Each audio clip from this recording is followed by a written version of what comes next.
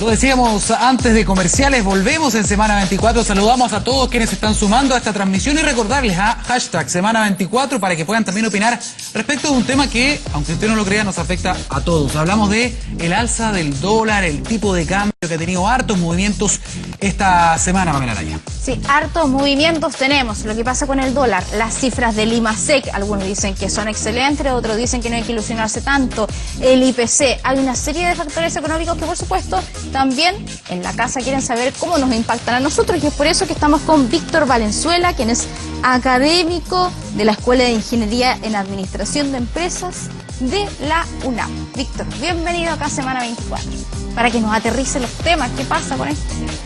A ver, lo primero que es bueno aclarar es que cuando sube el dólar, en estricto rigor lo que está pasando es que baja el nivel de vida de las personas, porque se encarece todo y...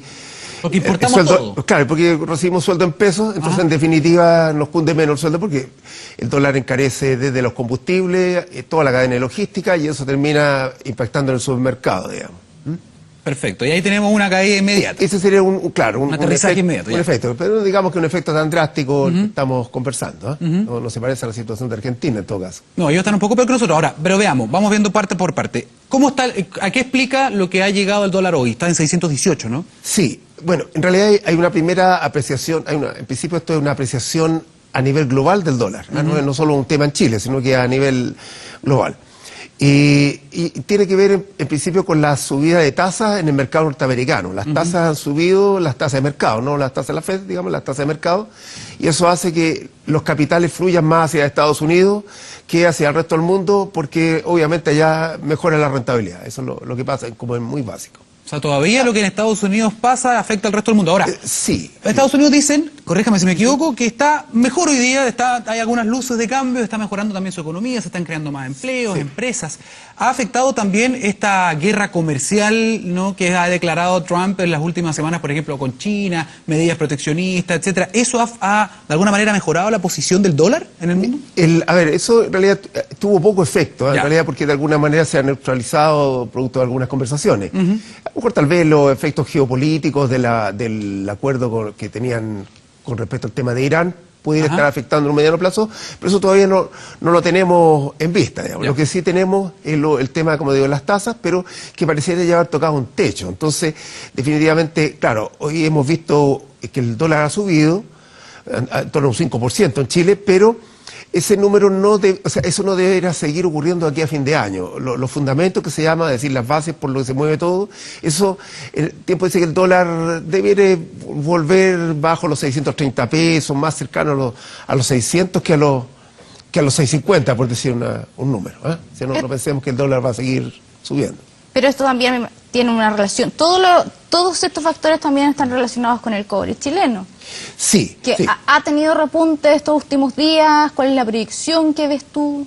A ver, lo que pasa es que cuando ¿Cómo sube el cobre, baja el dólar? Sí.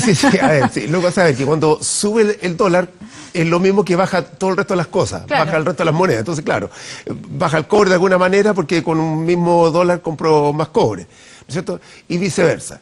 Pero la situación de la minería, digamos, el peso del cobre obedece a otra fuerza, el peso del cobre influye, claro, el tipo de cambio, pero hay otras fuerzas que están influyendo detrás, que es el despegue de la economía global. En la medida que la economía global está funcionando bien, se supone que el cobre mantenerse por sobre $3 la libra. Eso es lo que está pasando. Hay un binomio también que muchas veces se correlaciona, que tiene que ver con el precio del dólar y el precio del crudo, del combustible. Y esto ya está pasando en Chile, se anticipa, para que usted nos pueda comentar un poquito, se anticipa una leve alza, tenemos un sistema que controla esa alza, pero ¿qué pasa con el queroseno o con la parafina? Que eso sí le afecta a mucha gente en Chile. Claro, a ver, el petróleo está subiendo por un efecto, claro, del dólar global y también los efectos geopolíticos que recién se mencionaba. Entonces, eso está haciendo que haya saltado el peso del barril de petróleo. Y eso tiene mucho de especulativo, llama uno, ¿cierto? Porque la gente toma posiciones antes para lograr hacer alguna diferencia en los que se dedican a este negocio. Pero eso, obviamente que si pegan el precio de los combustibles, va a encarecer toda la cadena logística y va a hacer que a la larga eso se traduzca en mayor inflación. Entonces, un alza en los combustibles más un alza del dólar transitoriamente debiera provocar un alza de precios. El IPC debería ser un poco más elevado. ¿Ah? Lo cual no preocupa tanto desde el punto de vista de que la inflación ha estado bajo el nivel de tolerancia. Es decir, Sí. el Banco Central define una meta de 3, pero tiene una tolerancia un punto hacia arriba, hacia abajo. Y no es bueno que la inflación esté tan abajo, porque está diciendo que la actividad económica no está andando. Está de media lucha. estancada. Exacto, no está andando. Entonces, por eso los economistas de los países definen un rango meta, que en Estados Unidos 2% el rango meta, aquí se ha definido 3%. Claro. Para profundizar en lo que estabas diciendo, Víctor, hay una pregunta acá de Juanco Greg, si no me equivoco, en Twitter, dice, ¿en qué nos afecta a nosotros como ciudadanos el alza del dólar? Entonces, esto está relacionado con lo que estás diciendo, pero hay harto interés en la casa en saber cómo me afecta a mí a fin de mes. ¿Qué está pasando esto? A ver, lo que pasa es que fundamentalmente todo lo que utilizamos lleva dólar de alguna manera, ¿ah? Hasta la tintura de pelo, o sea, el combustible, lo que compramos en el supermercado, ¿no es cierto? Todo está afectado por el dólar, no solo por la cadena de logística, sino que porque las maquinarias se compran en dólares, los insumos van en dólares, entonces, en definitiva, eso empieza a meter inflación. El combustible de los camiones. Exactamente, por eso decía antes que cuando sube el dólar baja el nivel de vida de las personas porque todo sube, pero el sueldo no se ajusta al mismo ritmo. Entonces, evidentemente que al final empieza a alcanzar para menos. Claro, porque con tu plata compras menos que antes. Exactamente. Tu plata vale un poco menos. Exacto, pero insisto en que este es le llaman volatilidad cuando ya el efecto es pasado, digamos. Entonces, diríamos que este efecto es como transitorio por las razones que se provocó. O sea, si tiene otra cosa a nivel global, va a provocar un efecto en el dólar, pero el tema de las tasas, digamos, ya de alguna manera se metió en las decisiones que ya han tomado los operadores. Tengo otra pregunta que le hace Pablo Méndez, dice, ¿por qué se han depreciado todas las monedas emergentes? Ya, esa es una pregunta interesante en el sentido de que los capitales que fluyen libremente, que le llaman capitales golondrinas, que van buscando mejores tasas, digámoslo así bien fácil, cuando ven que la tasa en Europa o en este caso Estados Unidos está mejor, van hacia allá y abandonan los mercados en que estaban. Entonces hay mercados en los que están como Argentina, Chile, Perú, que son mercados emergentes, Turquía, ¿no es cierto? Y salen de esos países a buscar donde haya más sol. Entonces, en términos relativos, resulta mejor, porque se hace un cálculo medio enredado ahí que es combinación riesgo con rentabilidad. Entonces, para el mismo nivel de riesgo es mejor estar en Estados Unidos que estar en Chile, por ejemplo, o en Argentina. Pero no todos los países emergentes responden igual. Entonces, esta semana lo que vimos pasada, que es algo preocupante, es que en Argentina el tipo de cambio ahí sí se depreció bastante. Sí. Ahí sí. ¿Ah? Ahí el peso argentino, perdón, se depreció bastante. Entonces, hay países a los cuales afecta más. A Chile le afectó menos, pero Argentina es más sensible a eso porque las decisiones se toman en dólares porque no existe un equivalente a la UF en Chile. Entonces, las decisiones que van en moneda dura, aquí se puede pasar a UF. Pero en Argentina no, pues no se puede pasar a UF. Entonces la única moneda dura que queda para los operadores financieros que estoy hablando es el dólar. Entonces tiene que salir vía dólar. ¿Qué va a pasar? Tratemos de proyectar un poquito, sí. Sabemos que podemos hacer un poquitito de ficción, pero ustedes pueden con algunas variables ir proyectando algunas cosas. ¿Qué pasa, por ejemplo, si en Estados Unidos la Fed sigue acelerando, por ejemplo, las tasas? Va a haber más escape de dólares de todas estas economías, ¿no? Efectivamente, si el Banco Central, la Reserva Federal subiese la tasa, eso es lo que va a pasar. Pero los bancos centrales, en forma civilizada, digamos, actúan en forma cautelosa y van dando señales hacia dónde van. Entonces, de alguna manera las anuncian. Pocas veces sorprenden al mercado porque eso mete riesgo, volatilidad. Entonces, lo que se hace es que los bancos centrales anuncian que van a tener 2 o 3 alzas durante este año, dice, o 3 alzas hasta 2019. Lo mismo hace el Banco Central nuestro. Entonces, es un poco para decirle a los operadores, digamos, para que no empiecen a jugar al gato y al ratón. Entonces, se sabe hacia dónde va, entonces se pueden tomar las decisiones con mejor información. O sea, no es el rol del Banco Central, o sea, sería malo el Banco Central si toma medidas de emergencia. Lo que pasa es que a veces las tiene que tomar.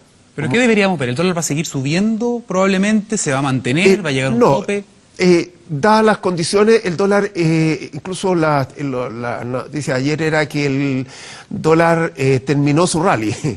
Ya. esa es la noticia de ayer. Terminó el rally del dólar a nivel global. O sea, como comienza a retroceder, digamos, de alguna manera. Comienza a retroceder. Que es lo mismo que empieza ahora a subir el cobre, empieza todo al revés. ¿Ya? Porque hay que dar más dólares por la libre cobre. Entonces no es que... ¿Por qué subió el cobre? Es decir, claro, hay que dar más dólares que valen menos los dólares. Eso es lo que pasa. Entonces, como que termina ese rally por las fuerzas que lo impulsaron. Entonces hay movimientos que se toman de repente, decisiones que se toman que provocan efectos que hacen esos famosos serruchos típicos que uno ve en los gráficos, que le llama volatilidad a uno. Eso es lo que estaba pasando. Entonces, el efecto inicial ya como que terminó o sea, tendría que venir otro efecto para que provocara un alza del dólar, ¿no? Otro efecto más bien de cualquier índole. De decisiones, claro, de decisiones o más bien político, una cosa así como lo que pasó claro. con Trump y su decisión con Irán, una cosa como más grande. Eso que se le enseña a los alumnos como el riesgo sistemático, es decir, cosas que le afectan a todo el sistema. Cuando llueve todos se mojan. Claro. Entonces, algunos se van a mojar más que otros. ¿Víctor? Entonces Estados Unidos obviamente al moverse provoca riesgo sistemático en el planeta. Bueno, siempre lo ha hecho. Víctor, una pregunta para las personas que uno piensa a veces que no lo hacen mucho, pero la verdad es que yo he conocido muchas personas que tienen alguna platita e invierten en dólares. ¿Qué se le recomendaría a esas personas? Sea como una especie de asesor financiero para las personas que están viendo Semana 24. Si alguien tiene esa capacidad, digamos, de invertir o tiene unos pesitos ahí invertidos en dólares, tiene unos dólares, ¿qué hacer? ¿Vender? ¿Comprar? ¿Esperar? Justamente ayer un alumno uruguayo, en la anécdota, me mandaba esa consulta de la jornada vespertina, que él tiene dólares ahorrados. Entonces la explicación es la misma. En realidad, lo más malo para estar cuando uno tiene ahorros es estar en moneda extranjera, es lo más peligroso, o sea, es lo que no debe estar. Tiene todos los riesgos por haberlos, tiene con la moneda extranjera. Entonces, en realidad, si uno tiene dinero en dólares, está tomando todos los riesgos que podría tener. Entonces, entre comillas no inteligente, pero digamos, lo más cauto sería que se pasara, si quiere estar en moneda dura, a depósitos, a ahorro en UF. O si quiere estar en pesos, bueno, en pesos. Y si quiere estar en renta variable, pase a acciones, pero incluso las acciones son menos riesgosas que el dólar. Porque el dólar es la peor opción. Claro, exacto, la peor, porque, no sé, se teñió el pelo de otro color Donald Trump y eso a lo mejor fue una señal para los mercados y al final se mueve el dólar. Mucha especulación. Entonces, ahora, que vendan entonces los que tienen, ¿qué recomendaría usted en ese sentido? Los que tienen dólares, yo lo que le recomendaría es a cualquier persona que tiene algún ahorro, ¿en qué lo puede tener? Bueno, obviamente que lo que puede ser muy seguro son depósitos en los bancos, pero lo que menos renta. Depósito a plazo. Exactamente. Entonces, es mejor un fondo mutuo en renta fija si que a él lo que le gusta es la seguridad. Porque un fondo mutuo en renta fija lo que hace es buscar los mejores instrumentos que pagan intereses, dinero poco pero seguro, pero más que el depósito bancario, y hacen una mejor combinación de ingeniería los que se dedican a esto. Entonces, el que quiere estar más seguro, el que quiere tomar más riesgo obviamente puede tomar inversiones en acciones o mixtas. Entonces los mejores productos para ahorrar cualquier dinero que tenga, siempre son los fondos mutuos o los fondos de inversión, pero llame el fondo mutuo, que es lo más sencillo de entender, que un canasto de instrumentos financieros. Claro, pero por eso digo, lo que dice Daniel, el que tiene su dólar ahí, sí. ¿Qué hago ahora con esto? ¿Lo cambio a peso, entonces lo pongo en un fondo mutuo? Exactamente, porque yo tengo todos los huevos en un mismo canasto cuando lo tengo todo en dólar. Claro. Entonces, cuando uno invierte en un fondo mutuo, lo que hacen de ingeniería financiera detrás los que administran estos fondos es que ellos buscan la mejor combinación de riesgo y retorno, entonces diversifican los riesgos. Entonces, claro, pasa el oso y me pisa el canasto, pero tenía un solo huevo en el canasto. Entonces, me salvé por otro lado. Entonces, eso es lo inteligente. Víctor, más allá de esta asesoría financiera... Una última pregunta de asesoría financiera, porque Felipe Poveda dice, ¿y el euro subirá o bajará? A ver, él está interesado en el euro. Ya, perfecto. Lo que pasa es que se mueve al revés del dólar. Lo que pasa es que cuando es por la masa crítica, el volumen de dólares que se mueve, si el dólar sube, significa que todos los demás bajó. Entonces uno podría decir, bajaron todas las monedas del mundo. O podría decir, subió el dólar. Bueno, y respecto de eso mismo que tiene que ver con este riesgo sistémico que usted decía, acá en nuestra región hay elecciones en México, en Colombia, en Brasil. ¿Eso podría generar algún tipo de presión? Bueno, claro. Todas estas elecciones podrían generar también una presión sobre las monedas latinoamericanas también. Lo que ocurre es que En principio, si la elección tiene algunas complicaciones, provoca riesgos sistemáticos a nivel del país. Pero, no sé, si ocurre esto en Perú, en Chile, no sé, el mundo no se da ni cuenta. ¿Okay? Claro. Pero Brasil sí. Depende del impacto. Exacto. Brasil sí. Y eventualmente Argentina, porque piense que Brasil mueve el 50% del mercado financiero de toda América Latina, incluido México. México debe ser como el 30%, entonces el resto hacemos entre todos los demás. Y Argentina es un peso grande también ahí. Entonces, eventualmente Argentina podría provocar en la zona, pero por algún efecto dominó, por cómo viajan los capitales, podría provocar mayores efectos. Brasil, por el volumen que tiene, claro, influye, pero en el estricto rigor, si pasa algo en países más pequeños, no movemos nada, nosotros no movemos al interés del país. ¿Y en no Chile? somos nada. No, O sea, es riesgo sistemático, pero a nivel de país, a nivel de país. a nivel de No país, somos sí, pero en nada. términos de impacto regional o mundial, no. Ahora, Víctor, viendo al doméstico de estos cambios del dólar, ¿qué pasa, por ejemplo, si una familia ahora se tomó vacaciones y decía, quiero viajar? ¿Será un buen momento para viajar o no? Porque eso también se afecta directamente, ¿no? El costo de los pasajes, etcétera. Lo que pasa es que si lo miras desde el punto de vista del crédito, si alguien lo toma a crédito, es un buen momento porque las tasas están bajas históricamente. Perfecto, ahí el dólar Desde ese punto no de te vista. afecta, entonces. Claro, pero si uno está pensando en dólares, claro, en este momento vio que subió el dólar, entonces lo compro porque va a subir. Entonces a veces la gente se pasa la ilusión de que algo que va subiendo va a subir eternamente. Y no es o así. algo que va bajando. Siempre esto va a ser un serrucho.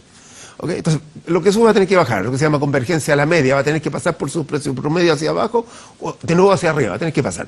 ¿Y a dónde se va a situar? Depende de los fundamentos de la economía, cómo esté funcionando el PIB chileno, la demanda agregada, las decisiones de política monetaria y política fiscal que se tomen. Entonces, de eso va a depender lo que pase con el tipo de cambio. Entonces, lo que se ve hasta este minuto es que el dólar no tendría ninguna razón como para seguir levantando. O sea, pensar en dólares de 650 pesos es demasiado aventurado. ¿Quiénes están contentos De aquí a fin de año. en Chile con este alza? ¿Los exportadores? A los exportadores les beneficia, pero como son esas transitorias es poco lo que beneficia, porque a lo mejor si justo le pagaron este minuto con dólares altos, sí, pero si recién está probando para exportar no le influye en nada. Por lo del serrucho. Exacto. Pero en estricto rigor sí les sube los costos a todos. Entonces, ¿quiénes se ven resentidos con esto? No sé, el retail, porque el retail todo lo que vende es importado. Claro. Entonces, claro, Sale sube, más caro. claro, todo lo que compra el retail uno, definitivamente. O sea, los televisores para Rusia nos van a salir más caros. Exactamente, va a subir más caro. Siempre y cuando lo estén pagando ahora, o lo estén comprando ahora, porque el tema está que esa cosa se compra 180 días antes. Claro. Entonces lo compraron con un dólar, a lo mejor que estaba abajo, 600 pesos en un minuto que estuvo, ¿no es cierto? Lo compraron en ese número. Y obviamente que cuando lo tiene que pagar es el número que le interesa. Entonces aquí, ¿quiénes se perjudican? Bueno, se perjudican los bancos que consiguen crédito en dólares, ¿no es cierto?, en el extranjero.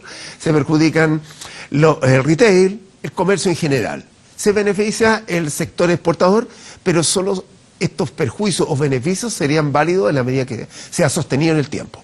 Si esto es solo volatilidad, bueno, o sea, pasó un pajarito, digamos, pero muchas no veces llegó a la estas primavera. velocidades de traspaso o el impacto que puede tener un alza del dólar en los precios finales, por ejemplo, en el mundo de la tecnología, siempre se ha dicho y se han quejado de que es muy rápido. Sube el tiro y al tiro cambian los precios. ¿Usted recomendaría en algo muy concreto, por ejemplo, hacer más, pausar quizá o dejar para después una compra de tecnología en este momento, por ejemplo, o algo por el estilo, o todavía no se han visto esos cambios en las etiquetas ya en... A ver, lo que ocurre es que si los que se dedican a importar computadores ven que el dólar va a subir, o tienen la expectativa de que eso pasa, lo que deben hacer inmediatamente es subir los precios. Y la razón no es por ser maldadosos con la gente. Es que muchas veces se interpreta así. Claro, lo que pasa es que yo después tengo que reponer el stock. Claro. Entonces, claro, yo compré un computador a $1 y después, cuando tengo que reponer el stock para vender, me llega más caro. Entonces yo me había ganado en la venta del otro 100.000 pesos, pero en realidad se le diluyó porque cuando tengo que comprar el siguiente, ¿Verdad? Gané 30. se me achica el margen, claro. Se me achica el margen simplemente porque tengo que reponer el stock. ¿Pero el consumidor tiene que posponer o no una compra en este momento? Yo diría que todavía no ha entrado a influir esta alza del dólar porque lo que va a suceder las próximas semanas es que ese número se va a estabilizar, digamos, y no va a seguir subiendo, en principio no hay una fuerza que lo empuje, a menos que se complicara lo de Irán o lo de Siria, no sé, alguna cosa extraña, otra fuerza, que no estaba en el paisaje. Entonces, que tiene pinta de que va a ser así por lo menos, claro. El tema se va a extender un poquito más. Sí, por eso que cuando uno siempre pregunta por el dólar, entonces antes un periodista que me llamaba, me preguntaba, ahora, ¿qué chiva nueva tienes tú? ¿Por qué subió el dólar? ¿Por qué bajó el dólar? ¿Qué chiva nueva? Claro, me decía en torno por lo que Pero en realidad, en estricto rigor, es porque se mueve por tantas variables, que claro, hay una fundamental, el precio del cobre lo mueve en Chile, evidentemente, el precio del cobre internacional, ¿cierto? Mueve el dólar, pero realmente hay fuerzas que uno no las tenía pensadas, no sé, que tiraron cloro a la población en Siria. Entonces, no sé, hubo represalia y eso nadie se lo imaginó. Claro, Entonces, porque pone inestable el escenario internacional, entonces se genera un poco de temor. Y a propósito de lo que decía esto de qué pasa con nombraste el cobre, otros factores, esta semana se dieron a conocer las cifras del IMASEC. Sí. Hubo gente que quedó bien contenta. Otros dicen que la cifra estaba un poco influenciada por lo que fue el paro de minera escondida, entonces eso hizo que lo de ahora fuera mucho mejor, obvio, porque no están en huelga. Pero más allá como de esta discusión, ¿se está viendo que la economía está más bien repuntando o estableciéndose bien con esta cifra del IMASEC? ¿O concuerdas con esto de que no hay que celebrar tanto, hay que ser más cautos? A ver, el IMASEC un poco da cuenta de lo que está ocurriendo en la actividad en este momento, o sea, cosas hoy que no es lo mismo que necesariamente que el crecimiento de la economía, que depende de otro elemento. Entonces, aquí lo que uno ve es que hay mejoras en la actividad, especialmente el sector comercio, el sector servicios, han tenido un despegue. Si uno descarta el efecto minería para descartar el efecto de la base de comparación, porque no es lo mismo que yo calculo, por ejemplo, supongamos que subimos 4 millones, 4 de cualquier cosa. Con respecto a 100, uno está claro que es 4% lo que subió, pero si la base de comparación era 80, digo, 4 puntos sobre 80 es un 5%. Entonces digo, la economía sube un 5, era porque estadísticamente, entre comillas, me engañan los datos, pero siguen siendo 4 millones. No sé si me explico. Entonces, la base de comparación era más baja. Entonces eso produce un efecto estadístico que no cambia nada en la realidad, no cambió nada. En lo que sí es que la actividad uno tiene que mirar cómo se movió sin ese efecto. Entonces resulta un mejor indicador todo lo que es no cobre, que estuvo moviéndose 2,9%, y eso no es una mejor cifra de que sí la actividad está en terreno positivo, y eso es lo que hay que rescatar. Pero este IMASEC es el último trimestre, comparado con respecto a la demás. Entonces esto es todavía el vuelo con que venimos desde los periodos anteriores. O sea, esto no es las medidas que tomó el ministro Larraín, porque no ha tomado medidas al respecto, claro, sobre esto en particular, sino que es lo que llaman en economía el ciclo. Entonces, el ciclo comienza a ir de subida. Los ciclos hacen cierto bajada y subida. Entonces, en este momento la economía global va en un ciclo subido y nosotros vamos colgados como un barquito. Va la ola hacia arriba y nosotros estamos en nuestra tabla CEF y va hacia arriba la cosa. Eso es lo que está pasando. Claro, pero acá no hay pero no hay incertidumbre acá, no es que nosotros nos vayamos a encontrar en un mes más con que la cifra va a ser muy distinta. Claro, no, las certidumbres son que la economía global está despegando, que Estados Unidos está despegando. Y nosotros también estamos despegando a la par de eso mismo, inevitablemente. O sea, nos tocó un buen ciclo y eso de alguna manera nos arrastra en esta marea, ¿no? Exactamente. Pero en esta misma marea, ¿hay algo que tiene que ver también con la conducción actual económica o no? Las cifras hasta este minuto no. Ya, con las cifras con los datos de hoy no se puede correlacionar con esto. Sí, eso va a quedar claro. Lo que pasa es que las medidas ¿qué medidas toma económica durante un gobierno? Hay unas medidas que son de políticas monetarias que las toma el Banco Central, que es autónomo. Claro. Y las únicas que toma el gobierno, entre comillas, el gobierno es las que toma el ministro de Hacienda, que tienen que ver con la política fiscal. Y la política fiscal es dos cosas nomás: aumentar o disminuir el gasto fiscal o el tema de tributación. Y sobre ese tema el ministro ha dado señales que mueven las expectativas, es cierto, pero el ministro Larraín todavía no ha tomado medidas como que pudiese mover la economía, no sé si me explico. Entonces sería aventurado decir que entonces parte del ciclo, y a lo mejor hay medidas de las que se tomaron, las que tomó Izaguirre en el periodo anterior, las que tomó Valdés, que pueden estar ahora produciendo algún efecto, digamos, pero no es todavía la mano del nuevo gobierno. Víctor, euro, peso, dólar, crudo. Hablamos del impacto geopolítico de algunas decisiones, o sea, pasamos por todos los temas. Hasta hizo un poquito de asesoría financiera. Le sacamos el jugo esta mañana aquí en Semana 24. Muchísimas gracias por gracias estar acá por la con invitación. Sí, muchas gracias por venir y aceptarlo. Bien. Bueno, Daniel, veo que estás bien abrigado y yo estoy bastante sin lucha, como diríamos. Estamos con un termostato distinto.